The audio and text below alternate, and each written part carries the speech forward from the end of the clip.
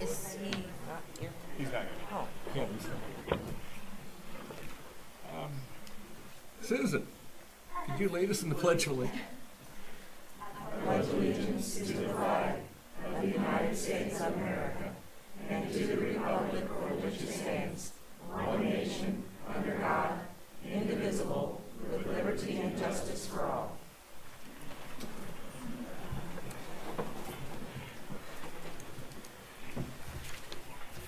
Well, welcome to the Shawnee County Board of County Commissioners. It's March 9th, 2020. On my left is Commissioner Aaron Mays, who represents District 3, and I'm Bill Rippon, and I represent District 1. Kevin can't be with us today, and so we'll go without Kevin here and carry on. What's first? First item is the proclamations presentations. Winter Wonderland presentation, Sherry Landry Tark.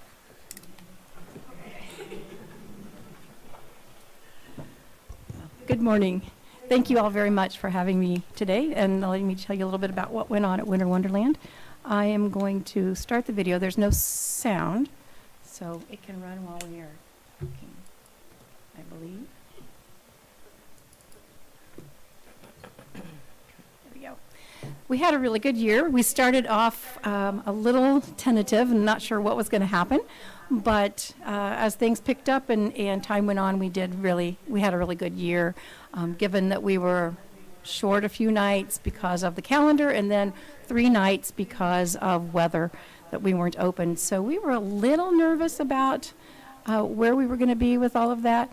And but everything went really well after that. So we had the quickest setup ever. We had a lot of help from the county, and we appreciate that very, very much. The crew that we have and the people we work with are fabulous. Sean and Riley and Mike Hutley and their whole crew are just incredible to work with, and we could not do it without them. So we are very appreciative of what they do for us. And then the park police, they are fabulous to help us keep things running. And Jerry was remarkable this year. He stepped up and did a lot for us. So we were very, very happy with the support we got from you all. As always, you guys do a great job for us. We had 10,400 cars go through, and we had a goal of 12,000, so we were about 1,600 short of that. But given that we had 6 less nights for the calendar and then 3 that we weren't open because of weather, we were surprised that we got that close. So that was a good thing. Financially is the piece that we look at most, and we raised $196,000 for TARC this year. So given all of the things that started and stopped and everything that went on, we were pleased with that amount. And we always have goals, and we always want to reach those. But we were pleased in the end with all of that. And so we want to thank you all for what you do for us. You are an amazing partner, and we couldn't do it without you, and thank you very much. Thank you, Sherry.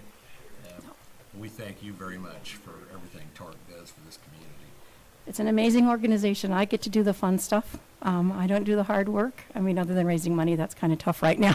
But children's services, day services, ties, they all do the hard work with the folks we support. So this past year, we served almost 900 children birth to 3, which is a record number for us. And we are not allowed to have a waiting list. I mean, you all probably know some of this. We aren't allowed to have a waiting list, and we aren't allowed to charge for those birth to 3 children that we support. So when we talk about almost 900 children, that's a huge jump each year, and it's just continuing to increase. So we appreciate all that you all do for us. Thank you. Thank you very much. I think Yeah, thank you. we've hit the end. I can speak for my family when I say this is such a great event. Our kids look forward to it every year, and we go through it typically several times a year. And so, Thank you. I'm disappointed it wasn't as much of a success as you'd like, but I'm glad that it was, given the circumstances. So, Right. thank I you. would like to add, Sherry she isn't one for the credit, but I helped start this back in '98, and we had a different park director. I think it was about 5, 6, 7 years in a row, so it was somebody different. Sherry, how long have you been doing? This was 13. 13. And since Sherry's taken over, this event has just blossomed. It just keeps getting better and better. The numbers keep improving. And honestly, I think the credit goes to her with this and Park, because she does a fabulous job. And I just wanted to share that. Thank you, but I'm not sure that that's really true, but thank you. It takes a team, and we work really well together with all of the folks out at the lake and my sidekick, Bree, and the folks from Evergy. We work really well as a team, so I think that speaks more to that than anything. But thank you. It's a good partnership. And, Absolutely. and it's a good event for the community. Kids love it. Well, thank you all very much for all of those who went through. Thank you very much. We appreciate it. All right. Next, Item 3, consent agenda. I would move that we approve the consent agenda. Second? Motion's been made by Commissioner Rippon, seconded by Commissioner Mays. All in favor say aye. Those opposed, motion carries 2-0. Next item. Item 4, new business. A, County Clerk number 1, consider all voucher payments. Mr. Chairman, voucher payments total $1,939,266.59. Highlights of that are $17,805 to Kent Fence Company for the Adventure Cove fence replacement. Also under sales tax, the KDOT, $850,000 is the third loan payment on the Willard Bridge. Also $223,773.03 for health insurance, and $24,850 to Crystal Lake Fisheries for the stocking of Lake Shawnee. And I would move to approve that. I will second. Motion's been made by Commissioner Mays, seconded by Commissioner Rippon. All in favor say aye. Those opposed, motion carries 2-0. Next item. Item A2, consider correction orders. I move to approve. I will second.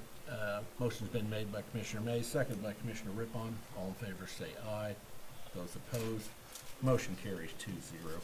Next item. Item B, Bond Council number 1, consider approval of resolution number 2020-15, expressing the intent of the board to issue Shawnee County, Kansas taxable industrial revenue bonds in an amount of $150 million and enter into a lease purchase agreement with Walmart Inc. or an affiliate entity or subsidiary thereof to finance the acquisition of property in Kansas Fire Commerce Park for a warehouse merchandise handling facility. Good morning, Bob Perry. This resolution expresses the intent of the county to issue a taxable industrial revenue bond. The proceeds will be used by Walmart to basically acquire the 200-plus acres that's just west of the Mars plant. And they plan on constructing and equipping a 1,850,000 square foot warehouse. On that, they've asked that the bonds be issued because that would allow them to go to the Board of Tax Appeals and request an exemption from ad valorem taxation for up to 10 years. As well as they will get a certificate from the Department of Revenue exempting the goods and services acquired with bond proceeds from the sales tax, retailer sales tax payment. Before we can consider this, we'll have to have a public meeting and hearing. If anybody has any questions or comments, I'll have an opportunity to set forth, say so. Once we're closer to closing this deal, we'll present you with a bond resolution which will authorize the execution of the indenture, the lease, and the delivery of the documents that are necessary. By then, Walmart will have filed a cost-benefit analysis with the county, and we'll have to have another hearing in order to allow the public to comment on the cost-benefit analysis once it's filed. Any questions? Nope, I'd move to approve. I'll second. Well, you can't, we have to have a public hearing first. Oh. I'll move that we open up to a public meeting at this point. I'll second that. We'll second that. Second. All in favor say aye. Those opposed, motion carries 2-0. We're now open to public comment. Anyone here from Walmart? I've talked to their counsel, unless they're asked to be here, they really don't plan on Okay. being, because they did muddle the negotiation with the group of JADO when you all approved that agreement back in December. Okay. Well, I guess we close our public comment at this point. And now we can approve. Correct. All right. Now I would renew my motion. And I'll renew my second. Motion's been made by Commissioner Mace, seconded by Commissioner Rippon. All in favor, say aye. Those opposed, motion carries 2-0. And if you would like somebody from Walmart to be here, they can make them somebody available. I'll just need to let them know. Okay, thank you very much. Okay, thank you, guys. All right. Next item. Item C, District Attorney number 1, consider approval of request to purchase a Celebrite Universal Forensic Extraction device in partnership with the Topeka Police Department for $50,000 each, with the District Attorney's funding to be paid from the diversion fund account. Good morning, Commissioners. All of us have a phone. Some of us have 2 phones. Criminals are no different. Oftentimes they have several. So in each criminal investigation that law enforcement is conducting, which numbers in the thousands every year, we're looking at thousands of phones potentially that contain incriminating evidence. And based on advances in encryption and security from the phone companies, it's become increasingly more difficult to get into those phones and access that information. What is to be done? Well, Celebrite has provided a solution. In recent years, Celebrite has been the answer, but it's off-site and it costs about $2,000 to $2,500 every time you have to break into one of these phones. And so what we're looking at here is an opportunity to really take the cap off of that. This will give us unlimited access and will provide an in-house solution to defeat phone encryption after a search warrant has been procured, of course, so that we're able to get into those phones and access this critical information.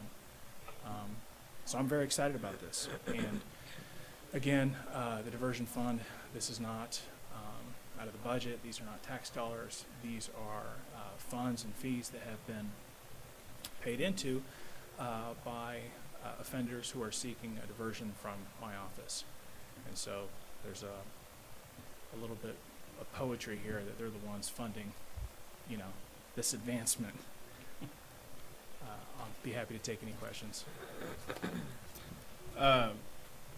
Thanks for being here, by the way, but a couple of years ago, I believe the constitutionality was challenged of being able to access phones. Can you speak to kind of how that's progressed since then, or? Yeah, certainly. So the constitutionality of it, you have to have due process. And for us, due process is the procurement of a search warrant.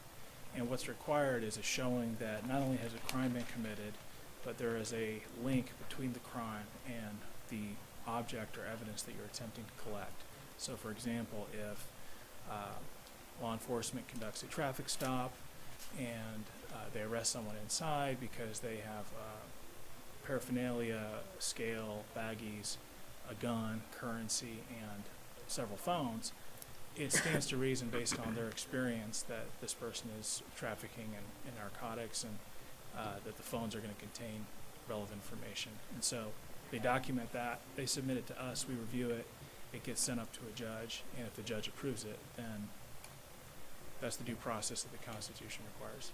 So this would not allow law enforcement to access people's phones under suspicion without a search warrant. That would be illegal, Right. and I would Okay. not be in favor of that. Okay, great. Thank you.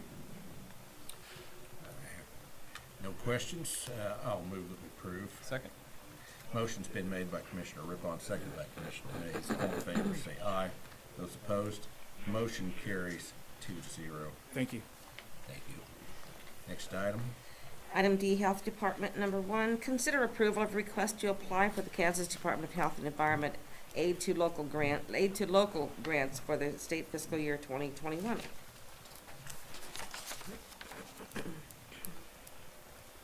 Good morning, Commissioners. Linda Oakes from the Health Department. I am here to talk to you today about our very large, this is it, grant to the Kansas Department of Health and Environment for various programs that they help fund. So I'm going to do a quick presentation and talk about each program just a little bit, and then I'd be happy to answer any questions you might have. The total grant that we are requesting this year is $1,114,308. Last year we received $979,644 from this grant.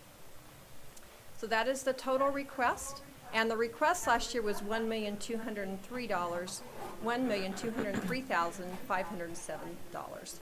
And so we have gone up a little bit. Costs keep increasing, and so we have applied for what we think we need to run these programs.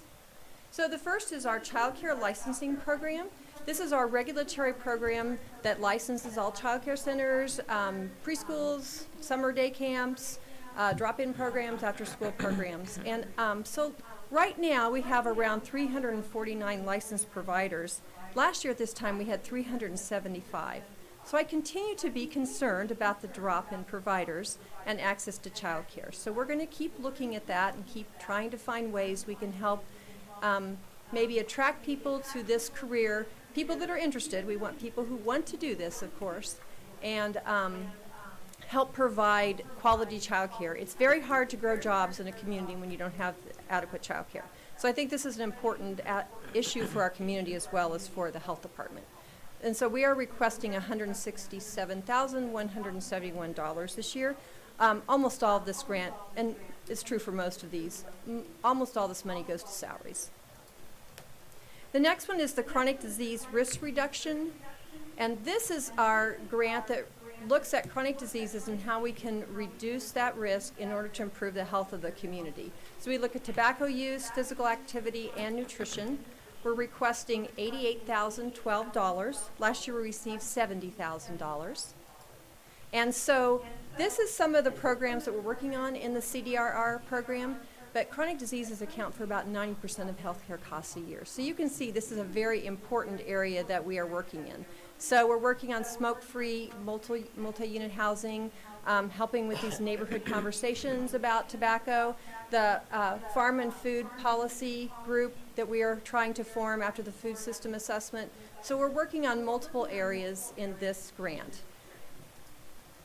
Then next is our immunization action plan. This is an allocated amount. The state says we're going to give you this much. They have a formula they use. This year it's $33,438. That set amount is based on our population and the number of children in poverty. Last year we received $36,548. So this is the program that provides vaccines at no charge, so we can give those vaccines to children who are uninsured, who have Medicaid or the Children's Health Program. So last year we provided 6,230 doses of this vaccine. I think it's a very important program that keeps us from having outbreaks of vaccine preventable diseases in our community. Next is maternal and child health, and Teresa Fisher is here. She's the division manager that oversees that program.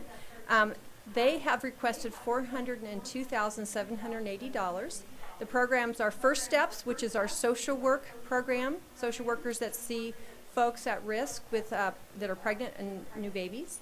Baby Basics, which is our class that helps folks prepare for the arrival of their baby. Newborn home visits by the nurses, and the Fetal Infant Mortality Review Program, which looks at fetal and infant deaths, and we try to figure out why this is happening and what interventions can be developed to help address that problem. And again, this is mostly salaries. Local preparedness is our next program. We have requested $108,185. You are seeing local preparedness right now at work because we have the incident action plan, we have an ICS structure, we are working on the COVID-19, and this is the program that works in those areas. So they do a lot of preparation. We had a lot of plans already in place, thank goodness, or this would have been a lot harder. So we are continuing that work, and you're going to be seeing more of that work as the days and weeks go by. Then our regional preparedness. So we are the regional coordinator for the regional preparedness group, and our counties are Marshall, Nemaha, Brown, Donovan, Jackson, Atchison, Jefferson, and Shawnee. So this money provides some salary for our regional preparedness person. The request is $37,487, and so they meet as a region. We do mutual aid. For instance, we share a machine that does N95 mass fit testing, so we can fit test our staff and they can fit test their staff. We are sharing our COVID-19 infographics that we developed so they can use those. So we do a lot of mutual aid with this group and support each other. Then we have state formula. State formula is an amount that is given from the legislature to Kansas Department of Health and Environment, and then it's a formula that's based on our population and our tax allocation. So you might remember last summer when we did budgets and there was some discussion about cutting our tax allocation. If we did that, it would cut this amount too, so we hope that does not happen. It covers salaries for 2 registered nurses in the communicable disease program, and the allocated amount this year is $119,961. There's a lot of work happening this year in the legislature to try to increase this amount.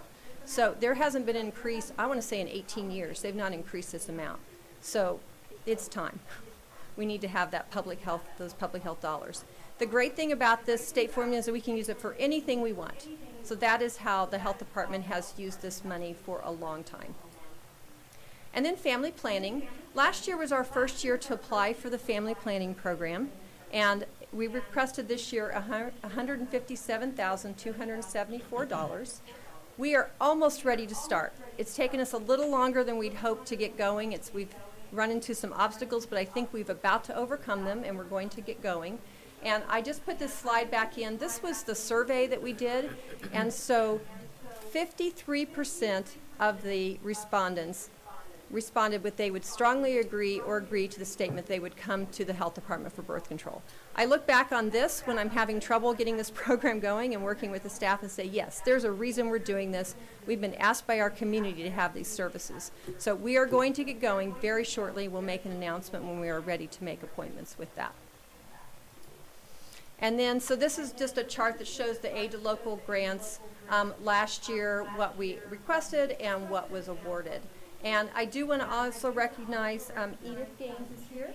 Edith is our finance officer. She's a division manager, and she's the administrator for this program. We don't get to send in like this. It has to go in electronically, so she takes care of all that for us. And then Nancy Mitchell is also here. She did all the number crunching and all the budgets, and there was a lot. And we would call her and say, oh, wait, I need to add this, or I need to do that. So she's very patient with us in doing all that. So that, in a very quick nutshell, is the aid to local grants. I'd be happy at this time to answer any questions or bring one of these folks up if you have questions for them. The tobacco portion of this grant, does that also address vaping? Yes, it does. Most definitely. You mentioned our child care where we have a deficiency there. I was reading an article the other day where there's a need now for 24-hour daycare because a lot of parents do shift work and whatnot. And do we have any daycare that fills that void? We do. I'm not going to say we have enough because I'm sure we don't, but we do have a few providers that can provide different shifts in our community. That's a really tough one for parents. Yeah. Mm-hmm. Mr. Mays? Well, I just speak on the child care. I mean, having young kids, I remember what a struggle it was to find somewhere that we felt comfortable, and Yes. I ended up serving as board president for our daycare preschool that we went to, and I know that it's tough to find qualified people to work there. It's expensive. The insurance is outrageous. There's a lot of challenges to overcome, and I hope that we get the grant so that we can start addressing that in our community. Thank you. I've moved to approve. I'll second. Motion's been made by Commissioner Mays, seconded by Commissioner Rippon. All in favor say aye.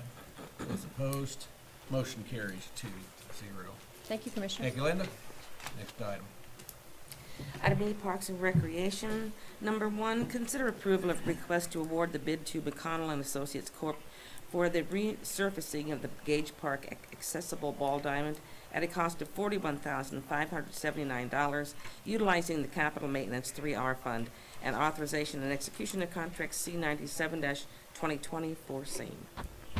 Good morning, Commissioners. Randy Luby, Parks and Recreation. If you recall, last fall we went out for bid for this project at the Gage Park Accessible Diamonds. We had one bidder, and that was McConnell Associates.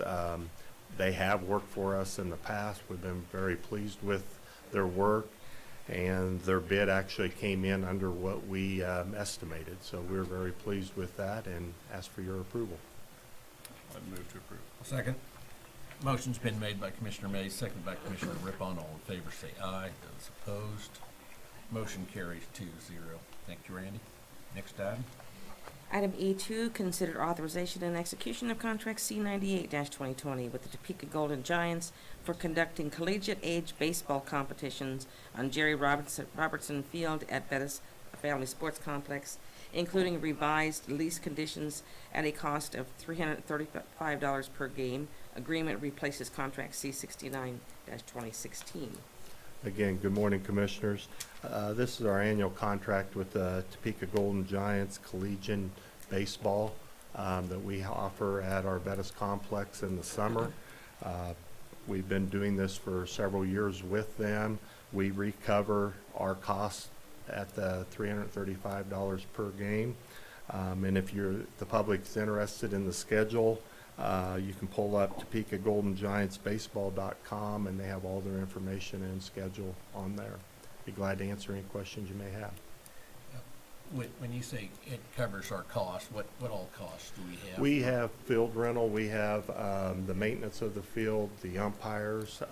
We provide a site supervisor at that night also, and besides the concession workers and all that, those type.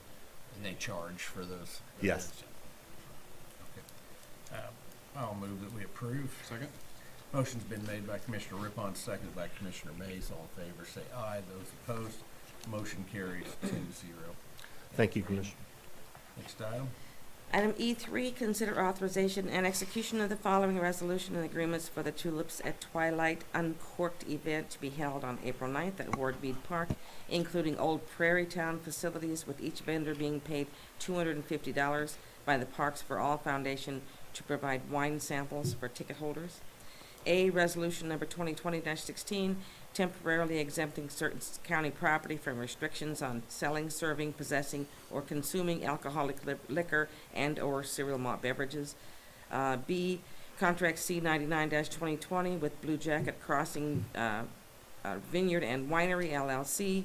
C, contract C100-2020 with the Crooked Post Winery, LLC. D, contract C101-2020 with Glacier's Edge Winery. E, contract C102-2020 with Havenport Winery, LLC. F, contract C103-2020 with Holyfield Vineyard and Winery, LLC. And G, contract C104-2020 with Prairie Fire Winery, LLC. Good morning, Commissioners. Susan Fowler-Hensler, Parks and Recreation. So the contracts before you today is part of our Tulip at Twilight Uncorked event out at Old Prairie Town and Ward Mead Botanical Gardens. We're really looking forward. This is the first year for this event. It's limited tickets.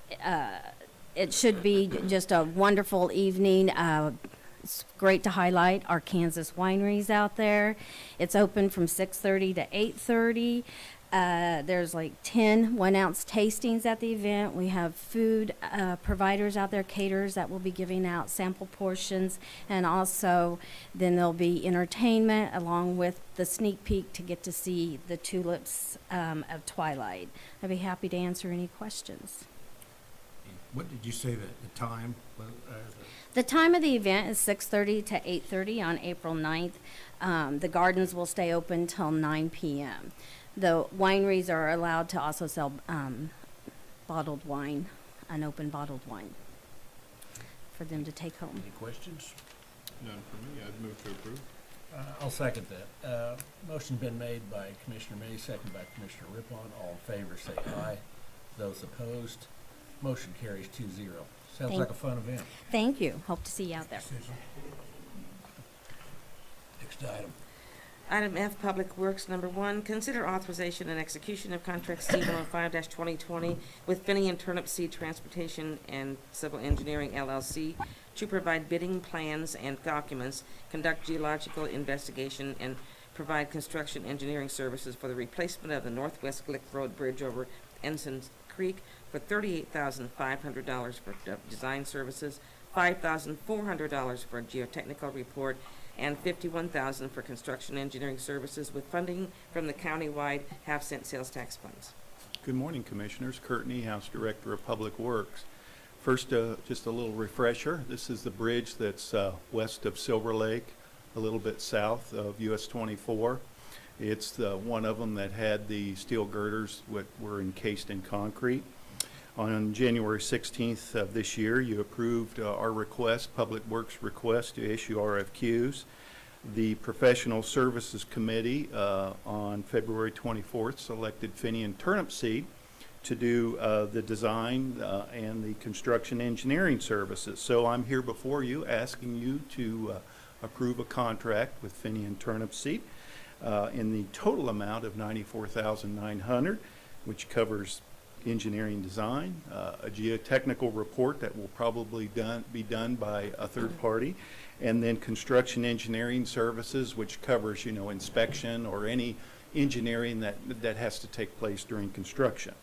Again, the funds, everything will come out of the county half-cent sales tax, and so I take your questions. I have no questions. No questions here. I'll move to approve. Second? Motion's been made by Commissioner Rippon, seconded by Commissioner Mays. All in favor say aye. Those opposed, motion carries 2-0. Next item. Item F2, consider approval of an emergency purchase, a wet well pump for use at the Sherwood Regional Wastewater Treatment Plant at a cost of $29,553, including freight, with funding from the 100% user fee funded Sherwood Regional Treatment Plant Treatment System Fund account. Kurt Niehaus, Director of Public Works. The Sherwood treatment plant has 4 wet well pumps. One thing you have to remember about solid waste is it's mostly a gravity system. Usually we have, on occasion, we have pump stations that raise the waste, but then gravity takes over. And because of that, by the time it gets to the treatment plant, it's usually pretty deep in the ground. So you need large pumps to lift that waste from the wet well up to the headworks for the treatment plant so it can start to be treated. Again, the Sherwood treatment plant has 4 wet well pumps. This will be the 3rd one to be replaced. We replaced one in 2018, in August of 2018, not long before I showed up at the county. And so we're requesting to replace this 3rd one, and we think we'll be in pretty good shape. Any questions? How many more of the wet well pumps do we have that need to be replaced? Well, there's 4 total. We've replaced 3. This will be the 3rd one, so we'll have 1 pump that will still be from the original plant construction. Kurt, is there, are they staggered just for financial purposes, or is there a reason strategically why you would replace them at different times? Well, I'm kind of glad they are staggered because they're approaching $30,000. I really think what's happened here is they replace them when they feel they need to replace them. There's no really scheduled plan of attack as far as replacement. This pump here was sent in and they just couldn't work on it, couldn't fix it, so it had to be replaced. And are they warranted, the new ones? Yeah, they're warranted for, you know, maybe a year or so, but that's about it. Okay. Mhm. If this 4th pump would happen to crater tomorrow, would we be able to keep up with the 3 that we have? Yes. All right. I will move for approval. Second. Motion's been made by Commissioner Rippon, seconded by Commissioner Mays. All in favor say aye. Those opposed, motion carries 2-0. Thank you. Thank you. Next item. Item 5, Administrative Communications. Okay, we'll take this time for anyone to speak on any subjects. Good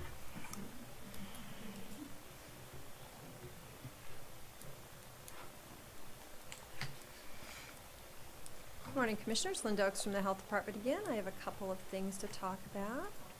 The first is, hope this comes up here, the Public Health Champion Award that we are giving out to the community We are taking nominations right now for an individual and an organization to be nominated for this award.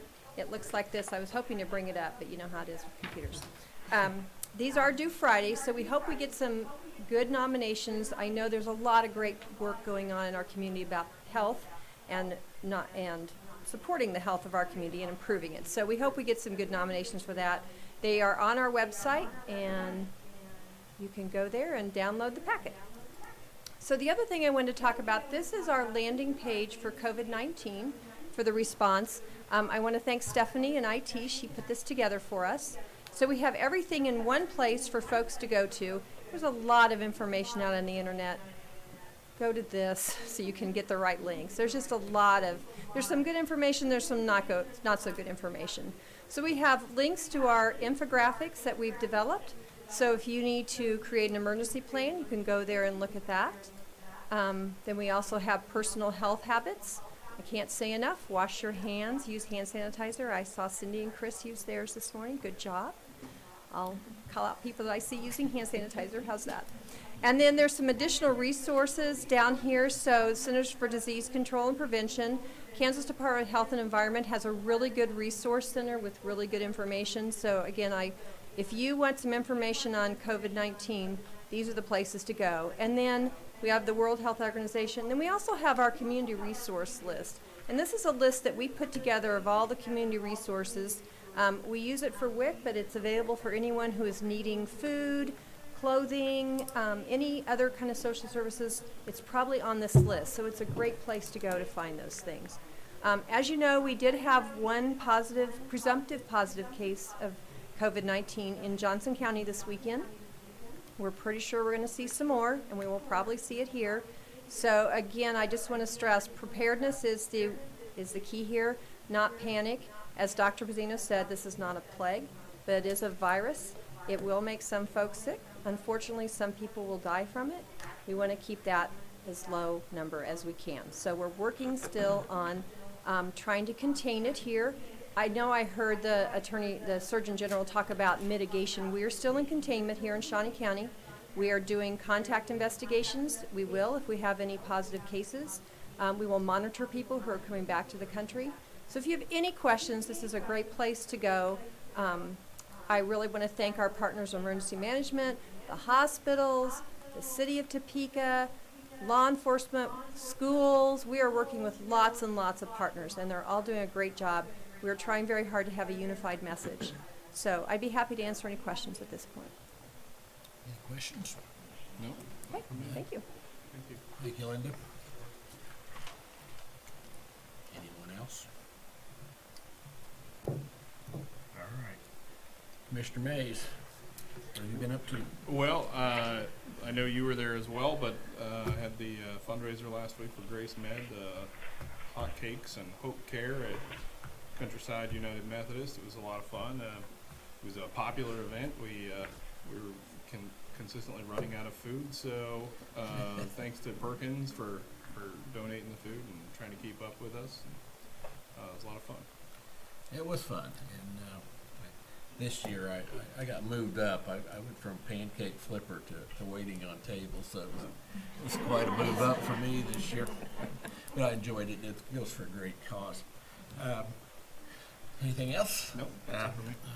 I attended the Junior Achievements Topeka Business Hall of Fame, and they honored three people from Topeka that are business owners. It was Dr. Chawla, David Porterfield, and Ken Daniels, and three icons in Topeka now. And so it was a good event, a good fundraiser for them. But most important, their money goes to helping educate kids to be business owners, to know what business is about and how to save money and starting businesses. It's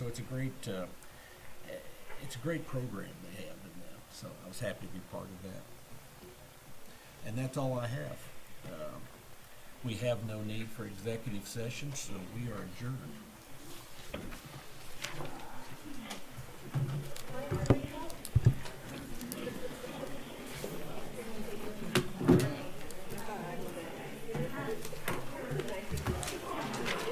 That was